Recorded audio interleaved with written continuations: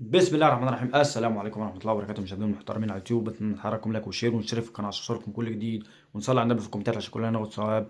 بفضل وليس امر نشترك في القناه بعد اذن حضراتكم. النادي الاهلي هيواجه غدا ان شاء الله مباراه طلائع الجيش.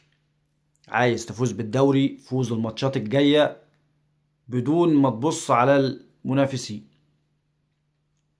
طبعا سيراميكا بعد عن الصوره، اعتقد ما بقاش معانا في المنافسه، فاللي بينافس دلوقتي اهلي زمالك بيراميدز، او يعني ترتيب المتصدر زمالك بيراميدز اهلي، ده في الوقت الحالي وبناء على الجدول.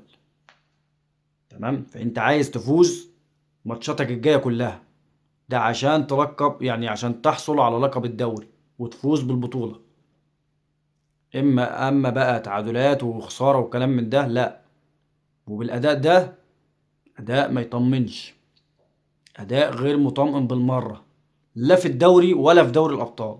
والمشكله كلها في دوري الابطال، يعني ما علينا من الدوري، المشكله في دوري الابطال يا جماعه. هنعمل ايه مع الترجي؟ الترجي هناك طبعا، اكيد طبعا الاستاد هيكون مليء بالجماهير في رادس. طبعا احنا متعودين على الاجواء دي ولاعيبتنا متعوده على الاجواء دي، ولكن مفيش فن يا جماعه، مفيش لعب، مفيش كوره، مفيش كوره، يعني مفيش لعب بيطمنك تقول لا ان شاء الله هنكسب. هو ان شاء الله وكل حاجه، مفيش حاجه بعيده عن ربنا، ولكن مفيش اداء يطمنك. ما هو انت هنا في الدوري بتكسب بقى ايه، دربكه مش عارف ايه، اجتهاد فردي من اللاعب. مش هتمشي معاك كل مره، مش كل مرة هتمشي معاك او هتمشي زي ما انت عايز، لا طبعا. فلا، المدير الفني محتاج استفاقة، ومحتاج يستفيق.